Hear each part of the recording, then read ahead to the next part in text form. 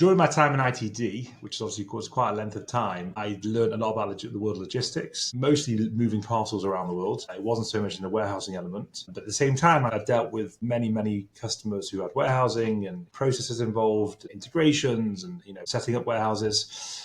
And the service of fulfillment was something that ITD hadn't yet done. It made sense as an additional service to offer fulfillment and warehousing to the ITD clientele. And, the opportunity came across my desk to say, you know what, do you want to go and set up this service, set up warehousing? We had a few clients within ITD who were asking us, you're already dealing with our courier. Can you also help us with the whole circle? Again, with my entrepreneurial spirit and the interest in building something from scratch and building something for the long term, I took the dive. It was a bit of a risk, and decided, let's go and set up Delta. Again, I wasn't moving solely away from ITD. It was built within the group, separate company, but within the group. And we started to scratch, took a small warehouse on, and the rest is history. Peter Drucker has a good line. He says there's only two reasons why someone starts a company, either to make a difference or to make a profit. So I'm sure at Delta Fulfillment, it's a combination of both passion and purpose. But when you started Delta Fulfillment, I know you mentioned that it was kind of this void that was missing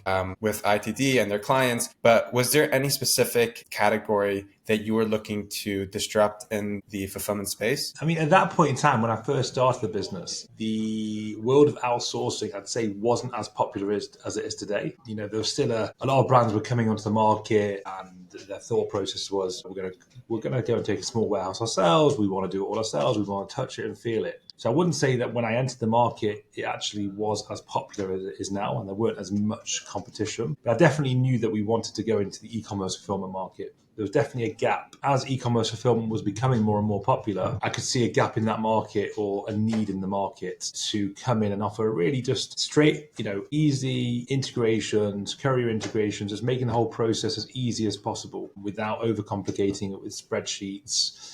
And at that point in time, there were e-commerce fulfillment companies still messing around with spreadsheet uploads, manually printing labels, manually matching up orders. And I thought, you know what, we can do this and we can make it a bit more seamless and easy, and there's no need to overcomplicate things. So talk a little bit about the founding days. You mentioned you took a little bit of a risk. Was there funding backing you up, or was this something that you were solely taking on upon yourself? So again, obviously, because it was part of ITD, I wasn't completely going astray myself and going to start this up. However, we didn't pump a lot of money in initially. We really bankrolled it internally. So we took a small warehouse on. It wasn't the most desirable warehouse. We took a warehouse manager on. I was, at that point, first 2-3 years, very on the floor, even though my talent, shall we say, is in sales. I was pulled onto the floor just to get the orders out the door, get some sort of organization. And we just, we took it slowly. We were building it from scratch. I didn't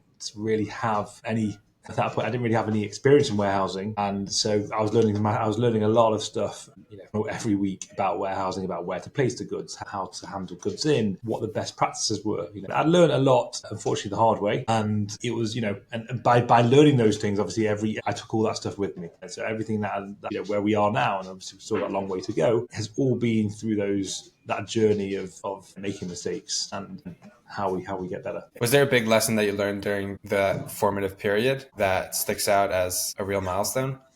Yeah, I'd say I should have invested earlier, invested in staff earlier, invested in more experience earlier. So rather than try and take everything on myself, even though we did have, we got a warehouse manager, we had a few people there. It wasn't just me, but I probably should have taken a punt on investing in experienced staff earlier on. I'm still learning. By experienced staff, you mean experienced individuals and experienced employees? Experienced individuals, yeah. People who've been in it, people who can take things off my back and not trying to do everything, working to late hours of the morning, trying to do customer service, trying to do sales, trying to get orders out the door. So I probably worked myself very, very hard in those days. And as a director, as an owner, the art of delegation and doing things at the right time is one thing, I think most people probably regret, is find the balance of not over-investing too early, but also bringing those people in so you can continue growing. And eventually you did learn the art of delegating, because you did transition from, kind of on the floor operations guy to the managing partner or managing director of Delta Fulfillment. What inspired that? And I guess what was like a key moment where you realized that it's time to step back and kind of take the bird's eye view? There wasn't any critical moment. It's just been a building block. So over the last 6-7 years, slowly but surely taking slow steps back from the operation, allowing more experienced people to come in, allowing us to continue building the processes, get them more streamlined, and it's still,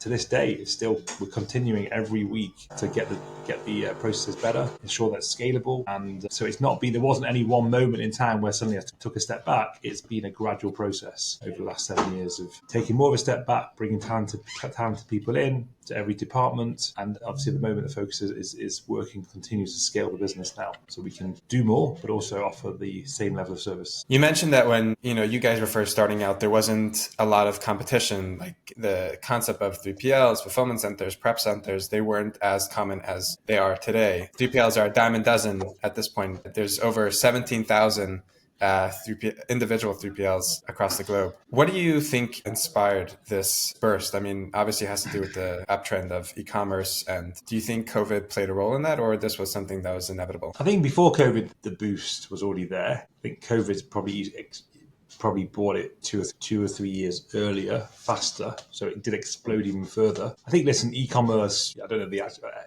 actual stats, but e-commerce obviously is growing year on year. I think not only is e-commerce growing, like I said earlier in the conversation, is that nowadays brands don't even think about getting their own warehouse. It's not part of the process. If a new brand comes on the market, straight away it's okay, what 3PL am I using? Who am I going to use? And they're not looking to start getting their own garage first. I mean, sometimes I do tell people, if do it in your bedroom for the first few weeks, get to know the product, get to know everything before you hand it over. If you've got the ability to do that, depending on your product, depending on how many SKUs you've got, etc. But a lot of the use of 3PLs and outsourcing the fulfillment is basically 99% of brands are doing that in their first instance. And again, even the biggest brands in the world are using fulfillment centers. So it's not just small people who are using it. Let's talk a little bit about some 3PL trends that you see in the market today. With Amazon, Walmart, with 2-day shipping, next day deliveries, order in the morning, get it that night, customers' expectations for delivered packages are extremely high. What specific moves has Delta Fulfillment taken to adapt to the current market? I mean, obviously, you're referring to the US market, which I'm probably not as au fait with. And the UK market, UK is a bit simpler than the US, because obviously UK we're a lot smaller, and the warehouses in the UK can be placed anywhere to achieve next day or 2-day across the whole of the UK. It's not split into. I think yes, the demand of Amazon in the last 5-10 years, people thought, if you would have asked someone 5 years ago where we would be now, a lot of people would have said, you need to be offering 2-hour deliveries. Everyone's going to want 1 or 2-hour deliveries. That's it. But that actually hasn't happened. I think most people buying online will want a next day option. They want an express option, but also they're happy to get it within 3 to 4 days. So what I always tell brands is make sure you offer those 2 options. Don't only give them one, and give them the option to have maybe, if you give your standard pricing or economy will be cheaper or free, and they've got the option to pay a premium for next day. I think having those 2 options is what customers expect at the moment. They don't expect the same day. Again, it depends what category you're in, because the categories, when you're talking about clothing, or you're talking about, more essential goods, maybe there's more of a demand for same day, for food, for food types items. But if you're in the gifting world, if you're in the world of, homewares, etc., I think most people are, again, happy to have, in the UK, talking about a 2 to 3 day option and a next day option. The demand for everyone moving to a same day and drone deliveries, I still think is 5 to 10 years off. I don't think the demand is what people thought it would be 5 years ago. Aside from shipping expectations or delivery expectations, what else would you say is some key differentiations between the US markets and the UK markets in terms of fulfillment? With the US market, again, because the US is a larger country, you have the challenge of where to place goods. Do you use multiple warehouses? Where your customers based? The East Coast, the West Coast? What sort of delivery options do you offer? And therefore, the brands have a challenge of using 1, 2, or 3 or 4 warehouses and controlling the stock across those warehouses, and that can be challenging. In the UK, there's no reason to use more than one warehouse. You can have all your stock in one warehouse. You can service the whole of the UK, no problem. And that's probably the biggest critical differences. In terms of fulfillment, fulfillment, warehousing and fulfillment, pick and pack is all the same, whether it's in the US or UK. And again, we have 8 couriers coming every night who will collect. And again, it'll be in the UK, like US, there's various courier options and you pay for what you get. You can either go for the USPSs of this world and the sort of the Royal Mail and Tract, or you work your way up to various carriers. And the more you pay, the better the service is, the better the communication is, the texting, the delivery slots. We put all the courier options out to our customers. We let the customers choose. Obviously, we give them guidance. We tell them our feedback based on numbers we're pushing out, but all we can do as a 3PL is bring the best options and bring the most cost-effective options to the table. I'm curious, your initial thoughts before you opened up Delta Fulfillment, what you thought a fulfillment center, what their functionalities are, versus now that you've been managing one for 7 years, what you now view 3PLs as. I think 3PLs, firstly, is it is a service provider, but I don't like to use the word service provider or supplier. It's very much a partnership. We need the brands to do well for us to succeed, and likewise, the brands want us to do well for them to succeed. So it's it's a clear partnership going on, which is again something that I've learned and developed over the years. And we are constantly trying to innovate and change, and whether it's the way we process the orders, the hardware and the software which we use, the couriers we use, we're always trying to improve the cutoff times. What time can we push out same day orders? At the same time, we don't want to promise something and not deliver on it. So we're always a bit cautious in terms of what we're promising to our clients, because we want to under deliver, we want to over deliver on our promises. Under promise. So it's that's what I've learned over the years, and it's again transparency is providing a portal where customer anytime can see how much stock they have, where the orders are up to. We don't try and hide anything. It's all very transparent. I think that is, for me, that's a key basic requirement from a 3PL, and something that we've delivered on. And if we make a mistake, we own up to the mistake, and we tell the customer about it. We don't lie, because once there's an element of trust, if the trust is broken between a 3PL and a brand, everything can become very challenging. And I think it's a perfect segue to my next question. I plan on opening up, let's say, a 3PL here in California, and I see Delta Fulfillment as a thriving fulfillment center in the UK, and I want to take on some of the practices that you guys have to help me succeed here in the US. What are some key advice tips that you offer if you ever get that question? I mean, firstly, on that point, more recently, I'm actually speaking, open dialogue with other 3PLs, because I think, used to be I was very hush-hush, didn't speak to competitors, and thought, but I've realized, firstly, the market, the opportunities in the market is there's so many brands out there. We're never looking to have hundreds or thousands of brands. We hone in on bringing quality brands to table, 15, 20 a year. So the market's big. There's plenty of business for everyone. And I think every 3PL has their own different area where they've succeeded on, or they've done something good. So I'll be opening dialogue with a lot more 3PLs out there, sharing business, sharing tips, sharing advice. And I'd say where we've succeeded on is just making sure that every area of the business, from goods in to pick and pack to customer service, each area has got a process and is good at what it does. Because once one of those areas falls down, the whole thing topples. So you can pick and pack the orders to perfection, but if the person loading the pallets or loading the trucks at the end of the day gets that wrong, all your hard work has gone. And it's just really ensuring that every piece of the pie of the puzzle, pie, whatever we want to say, is as good as it can be and always improving. What's the future for Delta Fulfillment? Are you guys looking to expand beyond the UK? At the moment, we are concentrating on the UK and Europe. I think, since Brexit, 3-4 years ago now, UK and Europe we have US brands who are coming to Europe, include UK and Europe, and they need a provider to help them in both markets. So at the moment, our focus is very much on UK and Europe and developing and growing that. We've got plenty of way to go. We're handling a good amount of orders, over 1 million orders a year currently, but we want to get to 2 million in the next 12 months and just continue to grow that whilst offering the service, the same level of service. And we want to become one of the really big e-commerce fulfillment players in the UK. That's really the goal. Talking a little bit about Dani Mechlowitz himself, I think something that's extremely underrated is the fact that let's say someone's a property manager, or let's say someone's an electrician, then they go to someone's house and the first thing they notice is the lights, right?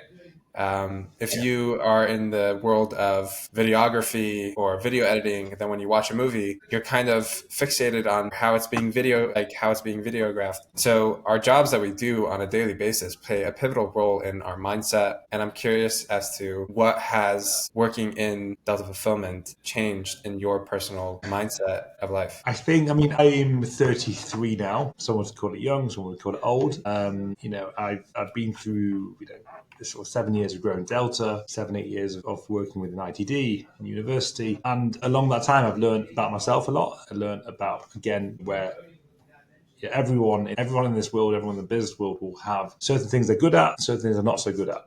And some people don't like to admit the fact that they're not so good at those things, and they try and do everything. And I think one thing I've learned in the world of business is you have to understand really well what you're good at and understand really well what you're not good at. And once you do that and you embrace it, whatever field you're in, you're going to be successful. Easier said than done, but I think once you get there and you delegate to people who are a lot better than you the other elements that you're not good at, you've got a secret to success in building a business and building whatever you want to try to build. And you'll be a lot happier in life, because if you continue to try and do things which you're not good at and you're never going to succeed at, you just, you don't feel accomplished. You don't feel, you go home at night feeling good about yourself. That's probably the one thing I'd say. It's probably a bit open, but that's the one thing I'd say. Talk to me about your favorite quote and why that quote specifically resonates with you. I'd say the one I use most, I don't have a whole long list of quotes, is don't let perfect get in the way of good. And I think that hopefully it's very clear, but a lot of the time you will have a task that they want to do and they're aiming for perfection, whether it's building a quote or building some sort of presentation, whatever it may be. And you have this vision in your mind at the beginning that you want to create this perfect quote, perfect task that you want to complete, and because you're in perfection, you end up procrastinating, you end up pushing it off. It takes time. But if you just obviously you start it, at least get the task started, get the basics of it, get the basics built, the structure built, and get everything out of your head. Doing that first part and trying to speed it up, even though it may not be perfect, that for me helps me push along with tasks. Because if you always aim for perfection, sometimes you start the time and day to get there. I'm not saying do a task and only do it half-hearted, but a lot of people don't do anything at all because they're aiming for perfection. Yeah, wonderful. What would you spend your days doing if you won the lottery tomorrow and money was no object? Now, I know you are for sure going to say Delta Fulfillment, but I'm wondering if there's any passion that lies beyond, the work environment. Yeah, I am. Business for me and growing a business is definitely a passion. I'm not, whilst obviously the money is important, it's important to support my family and everything else that goes on in life. The building of the business is definitely what spurs me along. Seeing that I'm bringing value to my customers is really important. If I was answering the question, if I was to win the lottery, what would I do? Yes, in a sense, I would continue building Delta, but I'd say the main passion is helping other people. Is probably investing in other businesses and other entrepreneurs, and helping them taking my expertise and knowledge over the years and experience over the last 13 years is taking that and investing and sitting on the board or sitting as a coach, whatever you want to call it. So I'd say, the vision is not stepping away from business. The life of business is taking, whether it's money or experience, and helping others take the fundamentals of business. Because I think whatever business you're in, the fundamentals are all the same. 100%. Sales, accounts, finance, buying, whatever industry you're in, you can take those experiences of business and help other people do it. And I think, being there myself, when you're so involved in the day-to-day of a business, you don't sometimes see the bigger picture, which is what someone experienced can come along and help you. And I've thankfully had some mentors along the way who have helped me see the bigger picture. Where are we going? What's our plan? Did you know you always wanted to be an entrepreneur, to own your own business, or you didn't really care? Yeah, I'd say yeah. What the word entrepreneur meant to me at that point, I can't quite make it out. Even now, pretty hard to define the word entrepreneur. But I knew I probably didn't want to work for someone for my whole life. I probably wanted to be there running and creating a business. So how do you How do you currently define entrepreneur? Entrepreneur to me would be someone who is willing to take risks, take an idea and run with it, be willing to be involved in all aspects of the business.